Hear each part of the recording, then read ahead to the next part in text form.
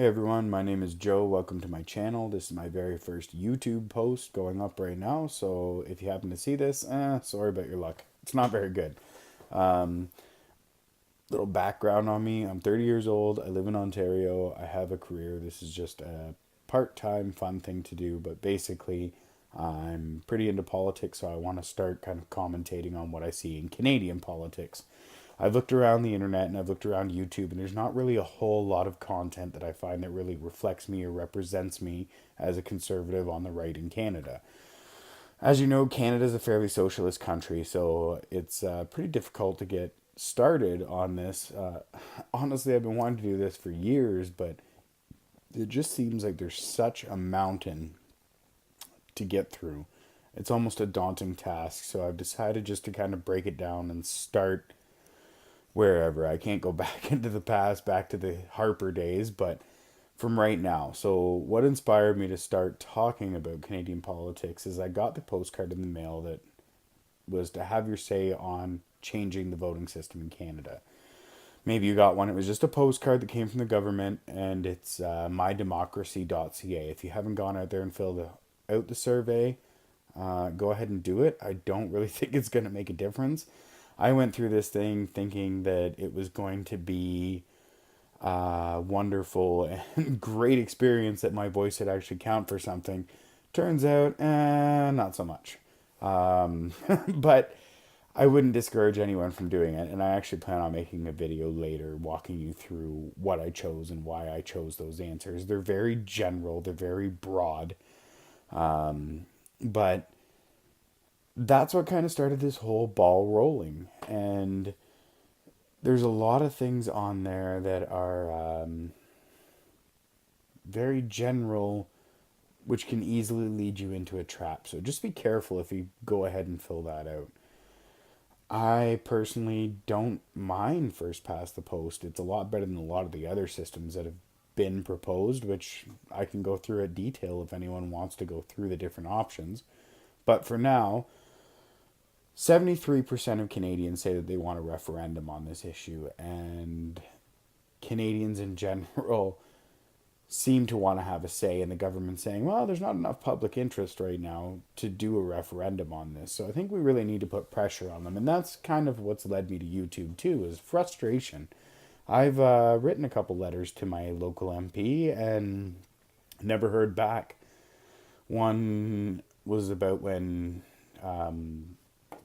Sophie Trudeau wanted to hire a team to help, even though she has no actual responsibilities. It kind of bothered me.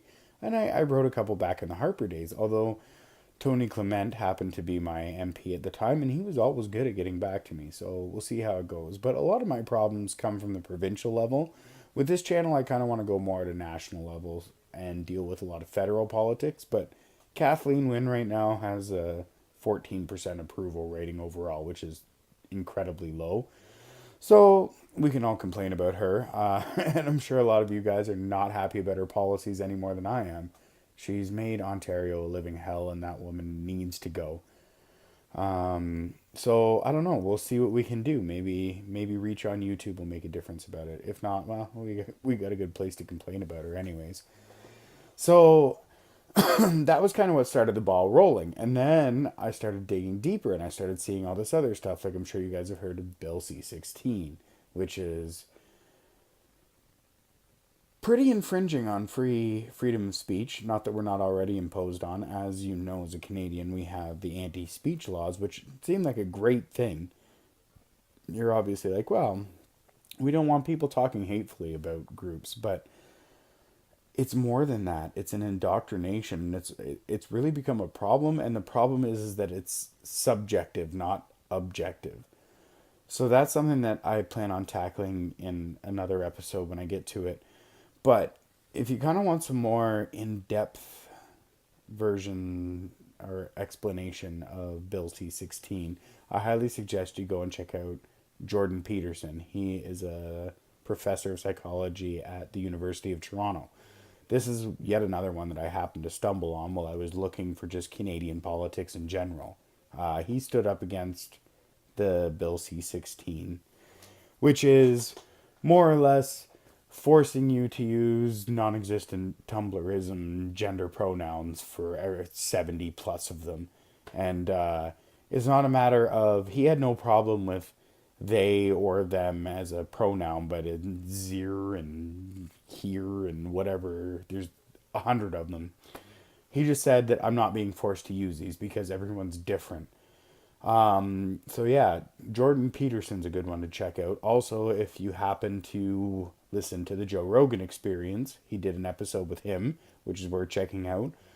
Or he did one with Steven Crowder not that long ago on Louder with Crowder, if you want to check that one out. So either one are good.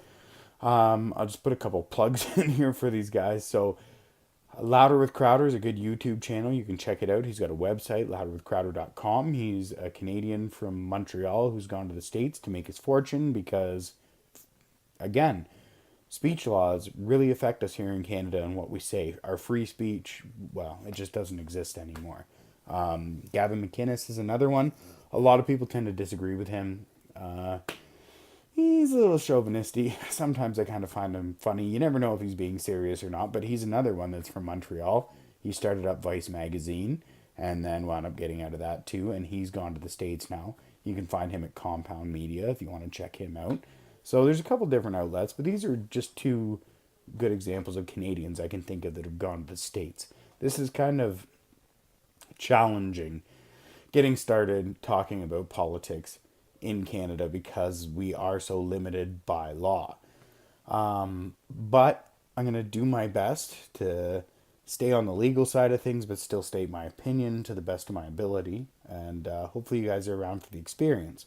A couple of other things that you may want to look into that I stumbled upon while I was looking on the internet. BDS is another one, which is very anti-Semitic ideation. So you might want to check it out. It's absolute nonsense. Then in Ontario, there's also, they just passed a law that took mother and father out of the legal language and they replaced it with birth parent. So mother and father don't exist. Back when they were first bringing in the sexual education curriculum, that really got to me. So there's a lot of issues that are going on here, and a lot of them aren't being checked because the Canadian public, we just don't pay attention, and I'm guilty with it. And when your news sources, let's be honest, the CBC's pretty terrible. And it's a government-funded media organization that is a bloody juggernaut. They get $1 billion in funding from the Canadian federal government every year, so obviously a state broadcaster is not going to speak out against the government. And we're literally starting to live in an Orwellian type world, and I can't see it. I've always had this conflict too when it comes to bringing children into the world. I just don't want to do it. I can't do it in good conscience with these laws and send them to public school knowing that they're kind of being brainwashed and that my opinion is removed from the situation. I don't know if you guys feel the same. I'm sure there's a lot of opposition to that, but I'm not even going to go as far as to say that I've taken the red pill. It's just a matter of my eyes are open and I'm watching it. And we seem to be going further and further and further and further and further to the left. Like the American Democrats, which is the left-wing party there, is further to the right than our Conservative Party is. The NDP is an open socialist party. And the Liberals, I don't know what they do other than spend our money. Justin Trudeau's been in power for, what, a year, and we're already billions of dollars in a deficit again after Harper left us out? We were free and clear. We were even. And it's been a cycle that's dumbfounded me every time I watch it happen. We'll get really deep in debt, and we'll vote the Liberals out. The Conservatives will get in. They're very fiscally conservative. They'll start spending money wisely, saving it, and just when the Canadian economy is on the cusp of going somewhere, where even we're not in debt anymore, then we vote the Liberals back in, and they just dig us right back in a hole. It's been a never-ending cycle, and honestly, for myself, I can't really remember much before Jean Chrétien being president or prime minister. Wow, that was a very American thing. But it seems to be a cycle, and I don't know why we fall into it as Canadians. I have no idea. We things are running well, and then all of a sudden we just vote them out, and we start all over again. I know out in Alberta, they voted in the NDP party, and they've been regretting it. It's probably the worst thing they ever did, and I don't think she'll ever run another term. And I know in Ontario, on the provincial level, we voted in Kathleen Wynne, and if I could fire her today, I would. She's in court right now as it stands.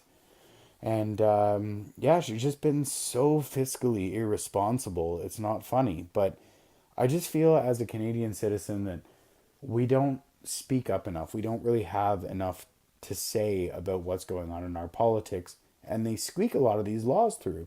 None of them involving referendums. And I think referendums are important, but the government doesn't want to bring in referendums because when they do, they get defeated. But in our parliament,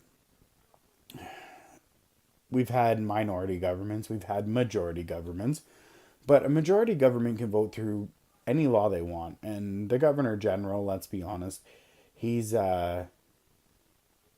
he's going to sign anything through, or she, depending on who's in at the time, is just going to sign the bill. There's never been in a situation that a bill's been vetoed by the governor general. And on the other hand, we've got the Senate that sits above the House of Commons, and it's supposed to be a place for sober second thought. I can't think of any time that the Senate's ever vetoed a bill. But it seems ridiculous to me that in our democracy that they don't ever consult the public. Like, Canada doesn't have a huge population. The population of Canada is the same as about the state of California, more or less. But the idea that, give or take 160 representatives in the House of Commons represent 33 to 35 million people, it seems like a small number. And anytime anything goes to go to a referendum, it seems to get voted down, the idea of a referendum. And it's always, the public's not interested enough. So why is it that the Canadian public is so detached? Why is it that nobody seems to be more vocal? Now, back a couple of years ago, I don't know if any of you remember, but there used to be a broadcaster on TV. It was called the Sun Media. And it was a fairly right-wing, kind of like Fox in the States. But the government wouldn't put them on the must-carry list, so they wound up losing that. So they have gone to an online forum, and it's Therebel.media, if you haven't heard of it. Now, for me, it's kind of hard to follow them. I do most of my YouTubing, I'll be honest with you. I have a PlayStation, so most of the stuff I get is on YouTube, sometimes on TV, but a lot of it's through Twitter. So everything is changing, but for me to go to a specific website to watch news, it becomes more difficult for me because I can't just access a lot of this stuff through the PlayStation easily as where YouTube or Netflix or any other app you can think of that you can download to your phone, you can download to your PlayStation, your Xbox, whatever. But CBC is everywhere. It's anywhere you are in the country, pretty well, you can get it on your radio. And I try and listen to it, and I get so frustrated. Like, the queue is on there, and I just don't care about these different bands I've never heard of. And then they've got the Candy Palmeter show on in the afternoon, which is just another one that's about bands and pop culture. But they play the news on the hour every hour, sure, but it's not very objective. So I'm just looking for an outlet where I can get my voice out there, where it's a second opinion that happens to be, in most cases, probably fairly counterculture. And whether you agree with me or not, that's fine. But I think in Canada, we've become such a socialist country and a quote-unquote progressive country that we lose sight. And it's easy to become one-minded when you're living in an echo chamber. I graduated recently in June, but from college, not from university. But it's a very left-wing thing. And that's one of the things about the left that I hear all the time is that, more people are educated now. Well, more people are brainwashed by going to these universities because everyone's so far out on the left. And there were a lot of left-leaning issues. One of the things that really bothered me when I went to college was I was forced to take this class called cultural safety. And basically, the terminology was all outdated. Like, we did watch We Are Children, which is a good documentary. It's on Netflix if you want to check it out, about residential schools. I was fine with that. But it's also old. Like, the textbook that we had was going on about the trade deals and stuff back in the 1800s.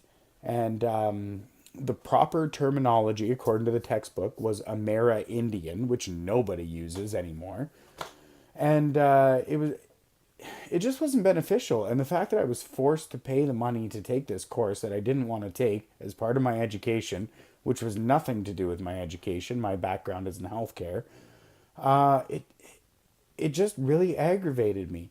And I think that's kind of a theme in general. They keep pushing these different agendas that are pointless to whatever you take, you know what I mean? And it's just getting frustrating, and I think it's time that people need to stand up. And I understand, and especially in Canada, people are afraid to speak up. I don't know how many times I spoke up in class, and I had probably 8 people after my class come up and say, I really wanted to say that, but I'm scared.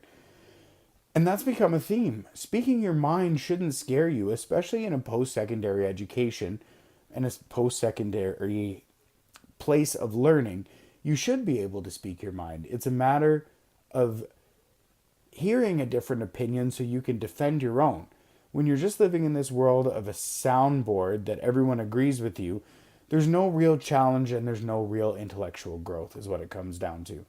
And the fact that people are so scared by these hate speech laws and everything else, you can literally be sent to jail if you say the wrong thing in Canada. And honestly, this is probably going to be a pretty controversial statement, but I think that the Canadian Charter of Rights and Freedoms was the worst piece of legislation that was ever written. It was written late 70s, early 80s, and it infringes on the rights of the majority in favor of the rights of minority for every single term that's in that document.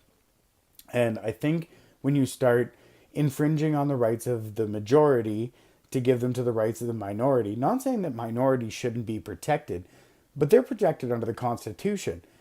It just seems like you lose ground. And that's exactly how we've kind of become more of a socialist nation. And I really look around and I watch the news and I just think, God, that's Orwellian. You know, every time I look at it, I'm thinking about the telescreens that he wrote about. And I'm thinking about the doublethink, like the things that they say. The 2 + 2 = 5 when you know it's 4. And when they talk about intellectuals, they always talk about people that are educated, especially university. But that's indoctrination to the left and the left's way of thinking. And I think it's really important that people break out of those shells, especially in Canadians, and we start paying attention. And I think with the state broadcaster and just the way that Canadian politics has worked, that they've really made it monotonous on purpose so people don't pay attention. But it's really important. A lot of these omnibus bills and stuff that they're just ramming through, but especially this Bill C-16 and this new legislation, I can't remember the number of it off the top of my head, but getting rid of parents, father and mother, out of legislation and putting in birth parents. And then this sexual education that they've jammed down people's throat. I was just watching Jordan Peterson talking, the university professor, and they're starting to encourage kids between grades 7 and 12 to call each other comrades. This idea that gender is not binary, and they're sorting peer source review papers, but there's no actual empirical scientific evidence. It's just not there. That gender roles and gender is a social construct. I haven't seen any evidence myself as far as hard science goes to back that up. So there's a lot of things about that are troubling. So if you're watching this and if you made it this far, congratulations. But I just kind of want people to be aware, and I want to start doing specific things and deconstructing our culture and unpacking a lot of these ideas, one idea at a time. I can't make you a guarantee that, I'm going to post a video every Sunday or whatever the case may be. Like I said, I work, I have a career, this is a pet project, but I'd love to hear your input if there's something that you want to hear me talk about. And I'd like to see this conversation become more mainstream. Like I said, I got a lot of inspiration for this from watching, Louder with Crowder, for example, or Ben Shapiro, if you know who they are. But there's a lot of other people on the left that I respect too. Dave Rubin is another one that I can really respect. I just like people who want to offer a second opinion. So, if that's what you're into, welcome to my channel. And right now, like I said, we're just getting started. So, if you have anything that you want me to look into and research and put on there, I'll be more than happy to, because I just want to get started. And if no one watches my channel, well, no one watches my channel. In the meantime, if you're looking for a different opinion, if this appeals to you, you can go onto Twitter. There's a few. Ezra Levant is one. Brian Lilly's another. Lauren Southern is another good one. Sheila Gunn Reid. There's a few that are in Canadian media that work for Therebel.media that do a lot of counterculture reporting. And I would also suggest to you too, don't stick to the right if you're right winged.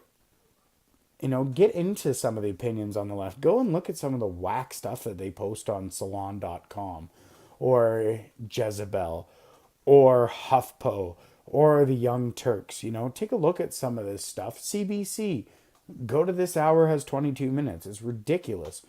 But I found everyone, like I said, is living in an echo chamber. And for me, it's watching these people on the left and the way that they make their arguments. And when they all agree with each other, there's no objective thinking. And fact checking kind of goes out the window. So facts are important to me. And that's going to be an important thing in my channel. Everything that I want to post on here, I want to check. And I want to make sure that it's well vetted and that I have facts to back it up, because facts are important. And I posted a video on my Facebook line just for some of my friends there not that long ago about it was a C.S. Lewis lecture about subjective reality versus objectivism. And it's a dangerous trap to fall into. So if you want to go check that out on YouTube, that's on there. One of the C.S. Lewis lectures, The Dangers of Subjectivism. I would check that out. But yeah, I think it's important to get both sides of the aspect, and that's what I'm really aiming to do with this channel. So if you're still here, thanks for watching, and I'll post more videos when I can. I'm probably going to start with the Mydemocracy.ca. If you haven't checked that out, go ahead and do it, and you'll see what I'm talking about. Until next time, have a good one.